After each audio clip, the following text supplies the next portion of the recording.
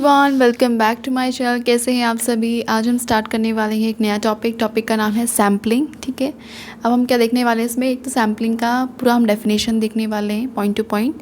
उसके बाद कुछ टर्मिनोलॉजीज़ हैं रिलेवेंट टू सैम्पलिंग, उसको देखेंगे। उसके बाद हम देखेंगे टाइप्स ऑफ सैम्पलिंग। दो टाइप की सैम्पलिंग होती है, प्रोबेबिलिटी सैम्पलिंग, उसके बाद आती है नॉन प्रोबेबिलिटी सैम्पलिंग। उसके अंदर जितनी भी सैम्पलिंग है उनके बारे में हम बात करेंगे। तो वीडियो को पूरा एंड तक ज़रूर देखें और आप चाहें तो इन नोट्स में से अपने खुद की नोट्स प्रिपेयर कर सकते हैं और भी जितनी सारी वीडियोस है रिसर्च से रिलेटेड उनको भी देख सकते हैं। उन सभी का लिंक मैं डिस्क्रिप्शन बॉक्स या फिर कमेंट बॉक्स जो होता है उसमें दे दूँगी। ठीक है, तो आप वहाँ से इजीली जाके देख सकते हैं। और स्टार्ट करने से पहले एक और बात, अगर आप हमारे चैनल पे न्यू हैं, इस वीडियो को पहली बार देख रहे हैं, तो फटाफट से करिए सब्सक्राइब हमारे चैनल को ऐसी और वीडियोस देखने के लिए, सो दैट कि नोटिफिकेशन आप तक पहुंचती रहे। नोटिफिकेशन बेल को भी आप ऑन कर लीजिए। चलिए स्टार्ट करते हैं अपना टॉपिक आज का, सैम्पलिंग। सैम्पलिंग का मतलब क्या होता है, यहाँ पे समझते हैं। सैम्पलिंग क्या होता है, जैसे एक पॉपुलेशन है, पॉपुलेशन में से अगर हम किसी पार्ट को सेलेक्ट करके उसका हम क्या करते हैं, रिसर्च करते हैं उसके ऊपर, तो उसको हम सैम्पलिंग बोलते हैं। सैम्पलिंग एक प्रोसेस है of selecting a part of the population, जिसमें हम पॉपुलेशन का एक पर्टिकुलर पार्ट को सेलेक्ट करते हैं और उस पर रिसर्च करते हैं। A population is a group of people. Population क्या होता है, यहाँ पे एक ग्रुप ऑफ पीपल है that is study in research, जो कि हम अपनी रिसर्च में स्टडी करने वाले हैं। पूरा का पूरा पॉपुलेशन हम स्टडी नहीं कर सकते, ठीक है, अलग अलग रीजंस की वजह से। अगर हम पूरा का पूरा पॉपुलेशन को स्टडी कर रहे हैं तो उसको बोलते हैं सेंसस। ठीक है, सेंसस बोलते हैं। जो सेंसस होता है वो कब किया जाता है, जब आपने देखा होगा कि जनगणना जिसे बोलते हैं हम हिंदी में, वो हर 10 साल में होती है। ठीक है, तो गवर्नमेंट उसके लिए बहुत ज़्यादा पैसा लगता है, लेकिन एक रिसर्चर अगर कोई सैम्पलिंग करता है या सैंपल कलेक्ट करता है तो उसमें क्या होता है, इतना पैसा उसके पास नहीं है कि वो पूरा पॉपुलेशन को पूरा का पूरा ले ले। ठीक है, इसीलिए उसको ईजी बनाने के लिए वो उसका एक पार्ट या फिर एक सैंपल ले लेता है। जैसे मान लीजिए 100 पॉपुलेशन है, उसमें से वो 10% ले लेगा, मतलब 10 लोग ले लेगा, उन सैंपल ले लेगा। ठीक है, इससे वो करके अपनी स्टडी को या रिसर्च को आगे बढ़ाता है। There are member of a town, कुछ मेंबर्स हैं टाउन में या सिटीज़ में और अ कंट्री में।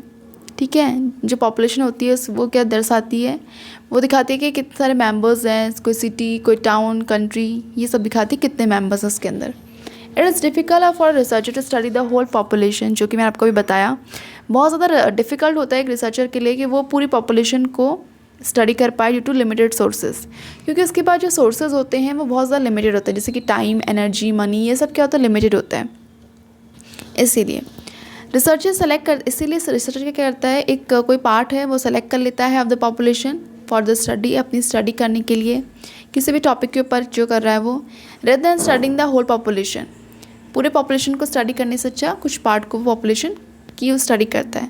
This process is known as sampling, तो इसी प्रोसेस को हम सैम्पलिंग कहते हैं। ठीक है, इट मेक्स रिसर्च मैनेजेबल, इससे क्या होता है, रिसर्च एक मैनेजेबल वे में चलती है और कन्वीनियंट हो जाती है फॉर द रिसर्चर। ठीक है, रिसर्चर के लिए अगर आप खुद ही सोचिए, अगर आपको बोला जाए कि पूरी पॉपुलेशन की स्टडी करके आओ, जितने घर हैं उन सबकी इनकम, उनके एजुकेशन या और भी चीज़ें हैं जिनके बारे में, फैक्टर्स के बारे में आप पता करके आओ, तो आपके लिए कितना ज़्यादा डिफ़िकल्ट हो जाएगा।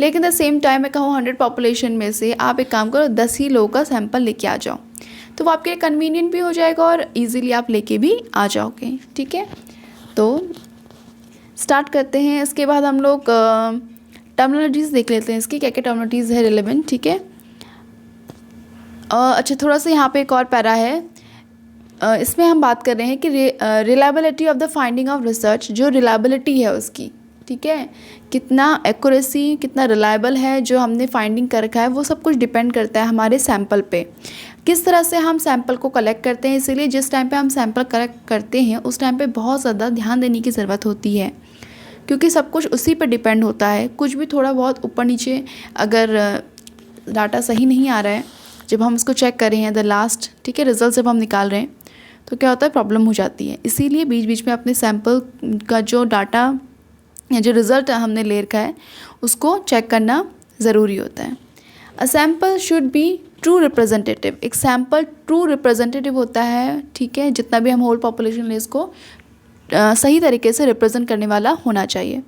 इट शुड इंक्लूड, इसमें इंक्लूड होना चाहिए पर्सन्स फ्रॉम वेरियस सेक्शन, अलग अलग सेक्शन से यहाँ पे पर्सन को इंक्लूड किया जाता है, and space of the population in order to become a true representative. अगर ट्रू रिप्रेजेंटेटिव हमें उस पॉपुलेशन में से पॉइंट आउट करना है तो क्या करना पड़ेगा, हमें अलग अलग पर्सन्स को उसमें इंक्लूड करना पड़ेगा, अलग सेक्शन से, अलग अलग स्पेस से, ठीक है।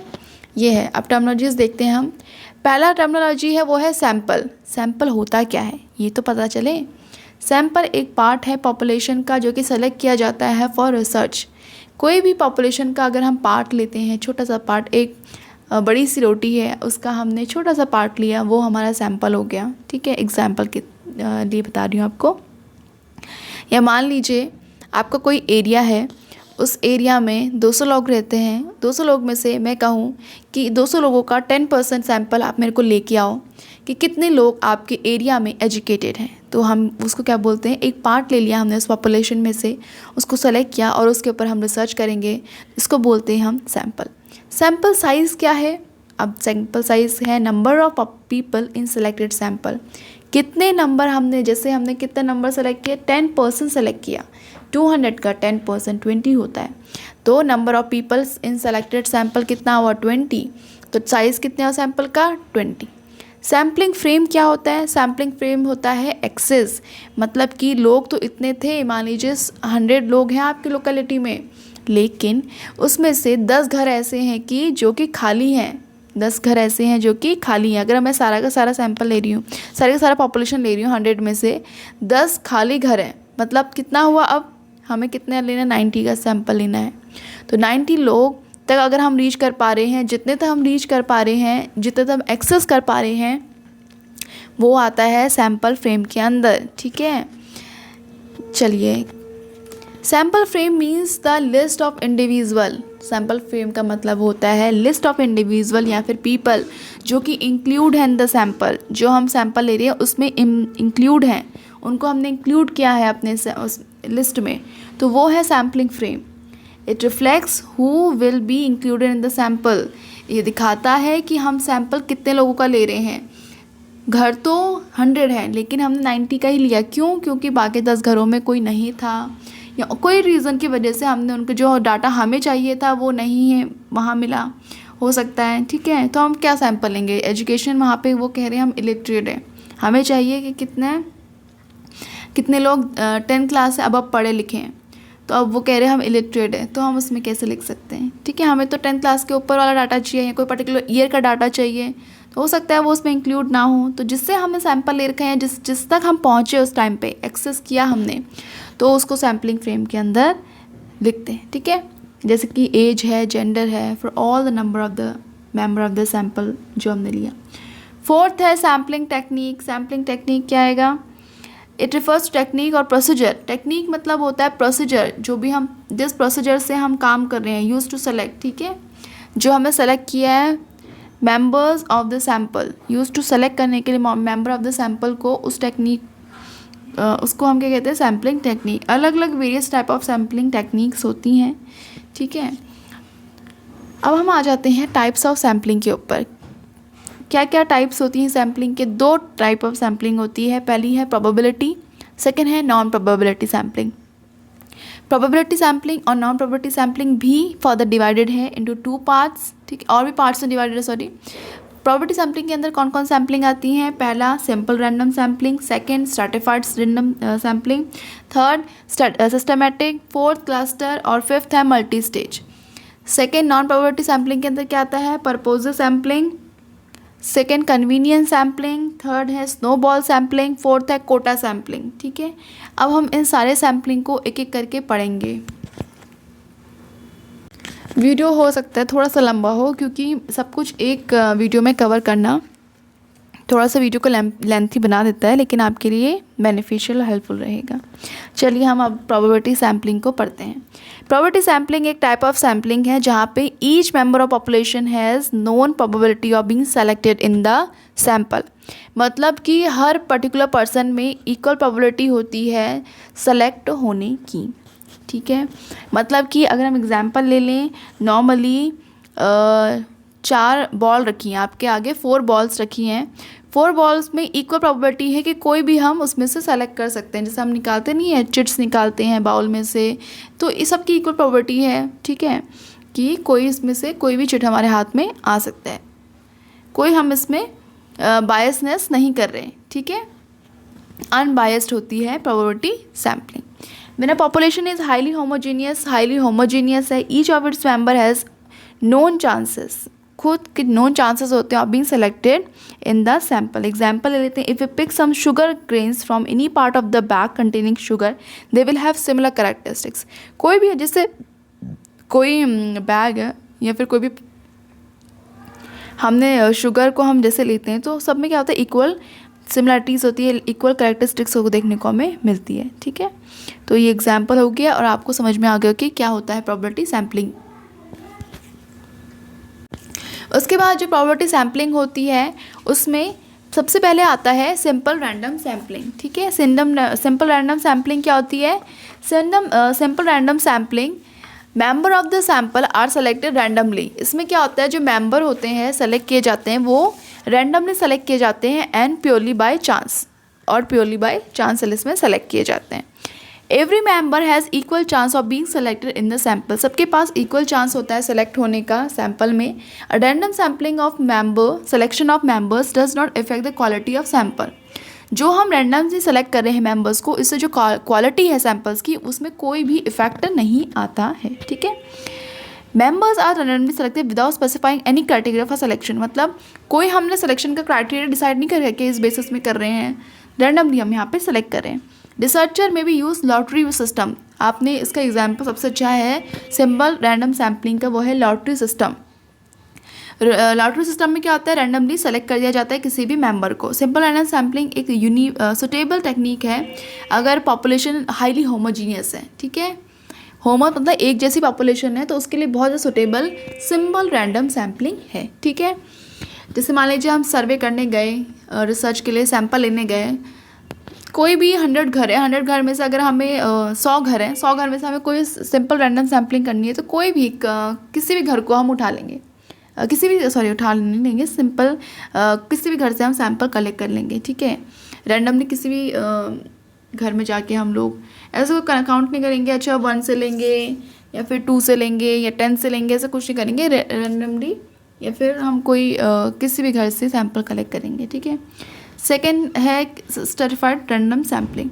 स्ट्रैटिफाइड रैंडम सैम्पलिंग, इसमें क्या होता है, जो पॉपुलेशन है इस first divided into sub group. पहले तो हम सब ग्रुप या फिर स्टार्टा में इसको डिवाइड कर देंगे अपनी पूरी पॉपुलेशन को। मेंबर्स फ्रॉम ईच सब ग्रुप आर सेलेक्टेड रैंडमली। उसके बाद फिर हम मेंबर्स को सेलेक्ट करेंगे रैंडमली, ठीक है। ये टेक्निक जो है उसमें यूज़ की जाती है जहाँ पे पॉपुलेशन होमोजीनियस है but not enough homogeneous, so that random sampling can straight हम यूज़ कर सकते हैं यहाँ पे। इसमें पॉपुलेशन को हम फर्स्ट डिवाइड करेंगे होमोजीनियस सब ग्रुप में based on similarity of members. मतलब मेंबर्स में क्या सिमिलरिटी है उसके बेसिस में हम उनको सब ग्रुप में बेस में डिवाइड कर देंगे, जैसे कि एज, सेक्स, रिलीजियस, इथेंटिसिटी, ठीक है। तो इस सब पे हम इसके बेसिस पे डिवाइड कर देंगे मेंबर्स फ्रॉम ईच सब ग्रुप। फिर उसको ग्रुप बनाने के बाद फिर हम रैंडमली कोई भी पर्सन को सेलेक्ट कर लेंगे। Purpose is to address the issue of less homogeneity. यहाँ पे पर्पस ये कि हम यहाँ पे एड्रेस करें issue of less homogeneity of the population and make true representative from sample. उस सैम्पल में से हम ट्रू रिप्रेजेंटेटिव को फाउंड करें।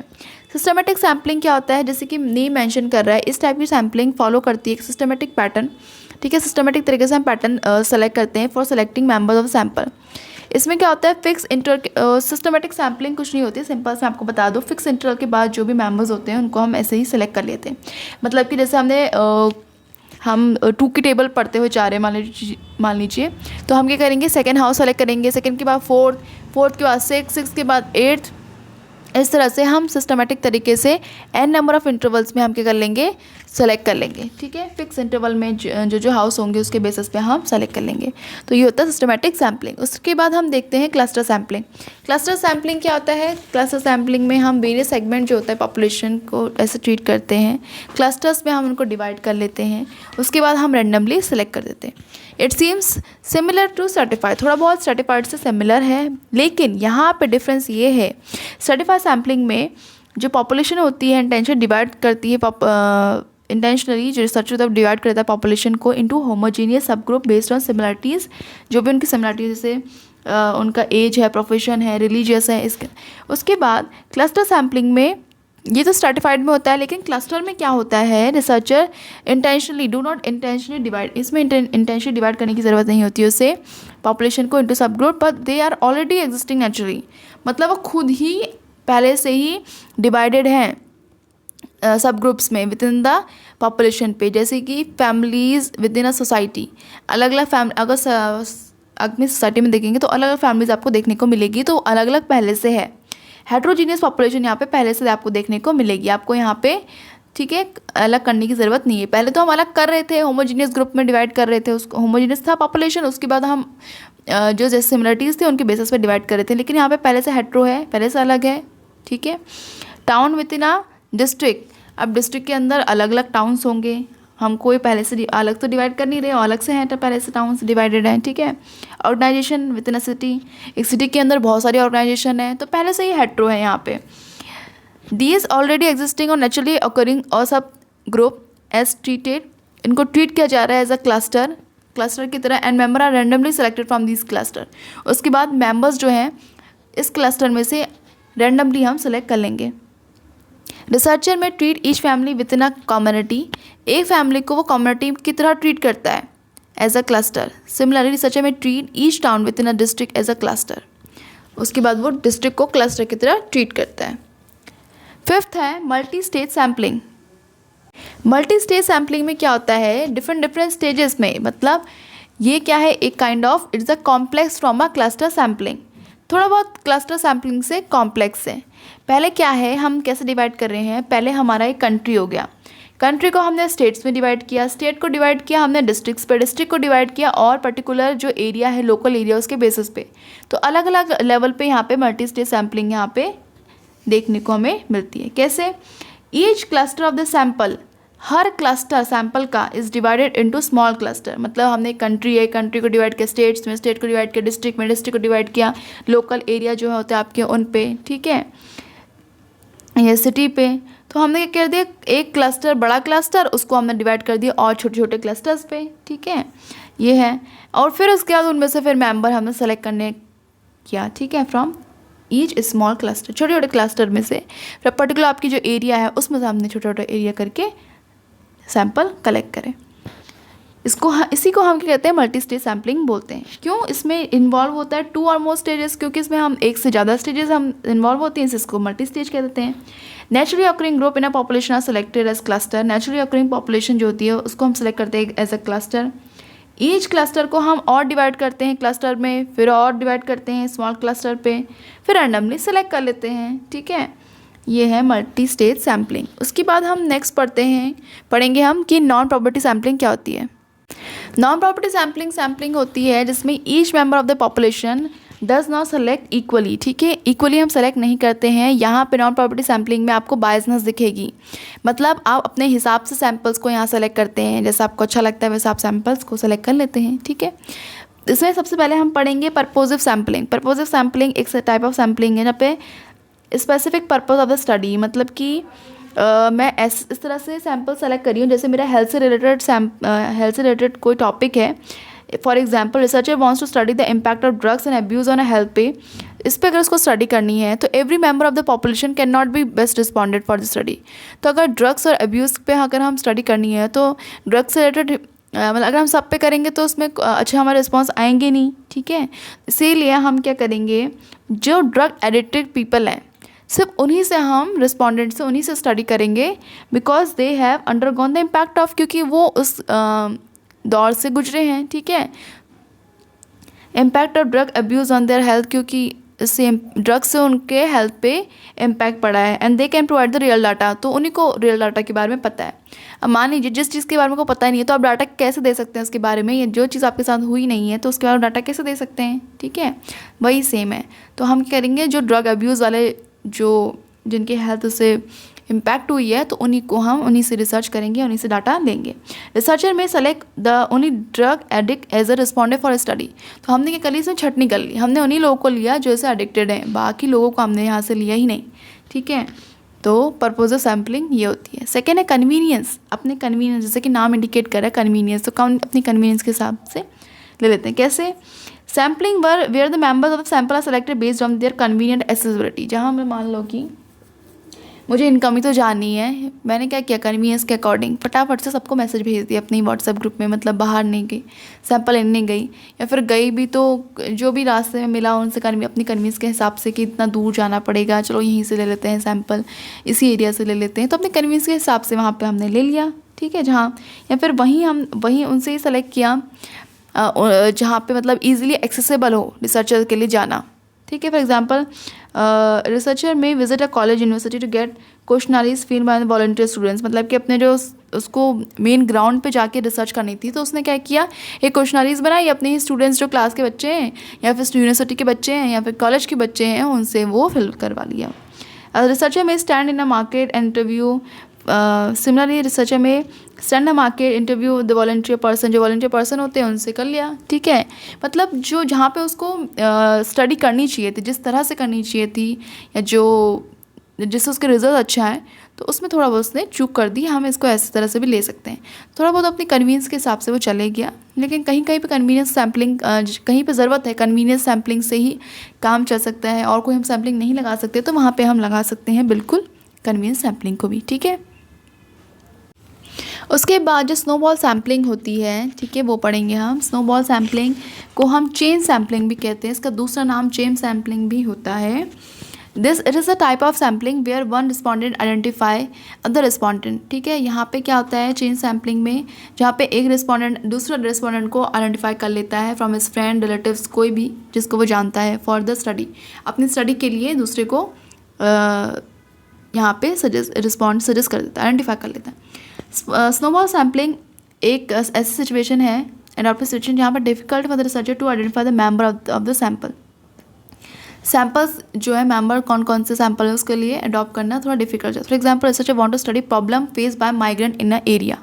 अगर मान लीजिए रिसर्चर चाहता है कि वो स्टडी करे किस पे, प्रॉब्लम्स जो कि फेस किए by the migrant in a area, तो कैसे करेगा? रिसर्चर में not know enough number of migrant, तो उसे नहीं पता होगा कि कितने लोगों ने माइग्रेंट कर लिया है in area to collect the data from them. ठीक है, उनसे डाटा कलेक्ट करने के लिए उसे नहीं पता कि जो माइग्रेंट कर लिया जिन लोगों ने वो कौन कौन है। तो इसमें क्या करेगा रिसर्चर, एक माइग्रेंट से पूछेगा रिस्पॉन्डेंट कि वो हेल्प करे उस रिसर्चर को कि वो लोकेट अदर माइग्रेंट के पास भी जाके उनका इंटरव्यू ले सके। Respondent may tell researcher about other friends who may also, जैसे रिस्पॉन्डेंट अपने फ्रेंड्स को बता सकता है कि यार कोई माइग्रेंट है किसी एरिया में, तो आप मुझे बताना, मुझे कांटेक्ट करना। ठीक है, तो ऐसे रिस्पॉन्डेंट उसको मिलेगा, लास्ट रिस्पॉन्डेंट से उसको नया रिस्पॉन्डेंट मिलेगा, फिर उससे और रिस्पॉन्डेंट मिलेंगे। तो इससे क्या होगा, उसका वो क्या कर रहा है, एक चेन टाइप की बना ले रहा है। तो इसमें क्या है, स्नोबॉल सैम्पलिंग इसको बोलेंगे। रिसर्चर कंटिन्यू करेगा इसको मेथड को जब तक उसको रिक्वायर्ड सैंपल उसको अचीव नहीं हो जाता, तब तक वो उसको कंटिन्यू करेगा। फोर्थ है कोटा सैम्पलिंग। कोटा सैम्पलिंग में क्या होता है, member are selected according to some specified characteristic chosen by the researcher. मतलब उस पर्टिकुलर जो रिस्पॉन्डेंट है उसमें वो स्पेसिफिक चीज़ को ढूंढेगा, उसके बेसिस पे वो सैम्पलिंग कर रहे हैं। स्पेसिफिक कैरेक्टरिस्टिक्स सर्विस कोटा, जो स्पेसिफिक कैरेक्टरिस्टिक ढूंढ रहा है वो कोटा ढूंढ रहा है for the selection of member of the sample. जैसे कि कोई स्पेसिफिक चीज़ ढूंढ रहा है, मतलब कि कोई रिसर्च, मैं रिसर्च कर रही हूँ पर्टिकुलर पर्सन्स की, कोई एरिया है उनके वहाँ क्या उनकी इनकम है, या फिर इनकम क्या है और क्या उनका एजुकेशन है, और जो ऐसे एजुकेशनल पर्सन्स जो कि 10th क्लास से अबव हैं, ठीक है, जिनके एजुकेशन 10th क्लास से अबव हो रखी है, तो उन्हीं को ढूंढ रही हूँ। दो ही मेरा रिक्वायर्ड है मुझे सैम्पल के लिए कैरेक्टरिस्टिक्स। तो मैं ऐसे करूँगी, उसी घर में जाऊँगी जहाँ पे 10th क्लास से अबव लोग हैं और उनका क्या इनकम है, तो उन्हीं का लूँगी। ठीक है, थोड़ा बहुत बायसनेस है यहाँ पे, क्योंकि मैं सिर्फ उन्हीं का ले रही हूँ, बाकी लोग का नहीं ले रही हूँ यहाँ पे। मतलब यहाँ पे गिने चुने लोगों को हम लेते हैं, ये कह सकते हैं। Member selected according to some specified characteristics, जो भी हैं, जैसे कि उनके स्पेसिफिक कैरेक्टरिस्टिक्स क्या, जैसे मैं अगर मुझे एज चाहिए तो एज उन्हीं एज वालों को, रिलीजियस होना चाहिए तो उन्हीं रिलीजियस वालों को, प्रोफेशन उनका माने जो डॉक्टर है तो डॉक्टर वालों को ही सिर्फ मैं वो करूँगी, लूँगी। इंटरेस्ट या फिर मेरा जिसमें इंटरेस्ट है उस पर, ठीक है, मतलब कि उन लोगों को किस किस चीज़ में इंटरेस्ट है, अगर मुझे देखना है कि उनके हॉबीज़ क्या है, ये हॉबीज़ वाले कौन कौन लोग हैं, या ये इंटरेस्ट वाले कौन कौन से लोग हैं, या फिर कोई और भी कैरेक्टरिस्टिक्स जिस पर मैं रिसर्च करना चाहती हूँ, सब पर्टिकुलर उसी पे, ठीक है, और किसी चीज़ पर नहीं। तो मैं यहाँ पे बायसनेस तो है ना, वहाँ पे तो रैंडमली हम किसी को भी सेलेक्ट कर लेते हैं, सबको इक्वल नंबर ऑफ चांस मिलता है, यहाँ पे इक्वल नंबर ऑफ चांस तो नहीं मिल रहा, हम पर्टिकुलर उसको ही कर रहे हैं जो हमारी रिसर्च के लिए जिस चीज़ की हमें ज़रूरत है, बस हम उसी को ले रहे हैं, ठीक है। तो ये भी हम कह सकते हैं। So guys that's it for this video. Hope आपको ये वीडियो पसंद आई होगी। यहाँ पे मैंने बहुत सारी चीज़ें, बहुत सारे पॉइंट्स को कवर किया, डिटेल में हमने चीज़ों को समझा विद एग्जांपल, और भी जितनी वीडियोज़ हैं उन सब का लिंक मैं इसी वीडियो के डिस्क्रिप्शन बॉक्स में दे दूँगी, तो वहाँ से जाके आप और वीडियोज़ को भी देख सकते हैं। अपने वैल्यूएबल कमेंट्स ज़्यादा ज़्यादा ज़रूर दें, कैसा आपको लगा आपको वीडियो, और कौन कौन सी टॉपिक्स के ऊपर आप वीडियो देखना चाहते हैं रिसर्च से रिलेटेड, या फिर अगर आप इकोनॉमिक्स के स्टूडेंट हैं, इकोनॉमिक्स से रिलेटेड कोई वीडियो देखना चाहते हैं, उसका टॉपिक भी डाल सकते हैं डिस्क्रिप्शन बॉक्स में। अपने फ्रेंड्स के साथ भी ज़रूर शेयर कीजिए इस वीडियो को, और because sharing is caring, helping others is good, ठीक है। और इसके बाद हम जो नेक्स्ट टॉपिक हम लेंगे, नेक्स्ट टॉपिक पे जो हम वीडियो बनाएंगे वो है सैम्पलिंग। क्यों ज़रूरी है सैम्पलिंग, क्या होता है, एक तो इम्पोर्टेंस क्या है सैम्पलिंग का रिसर्चर के लिए, क्यों सैम्पल कलेक्ट करता है, रोल क्या है डाटा कलेक्शन करने का। डाटा कलेक्शन के ऊपर हम देखेंगे डाटा कलेक्शन क्या होता है, ठीक है, क्या क्या मेथड्स है डाटा कलेक्ट करने के, और भी क्या उसके टाइप्स हैं, ऑब्जेक्टिव क्या हैं, इन सब के बारे में देखेंगे, ठीक है। एडवांटेजेस ऑफ सैम्पलिंग देखेंगे, डिसएडवांटेजेस सैम्पलिंग देखेंगे, तो और भी बहुत सारे जो जितने भी most of the topics research के अंदर आते हैं सब में सब कंप्लीट करने की कोशिश यहाँ पे करने वाली हूँ, ठीक है। इसके एक अलग से प्लेलिस्ट होगी, अगर आपको और वीडियोज़ ना मिले तो प्लेलिस्ट में जाके रिसर्च की प्लेलिस्ट में जाके आपको सारे रिसर्च के टॉपिक्स वीडियोज़ मिल जाएंगे। Thank you so much, all the best.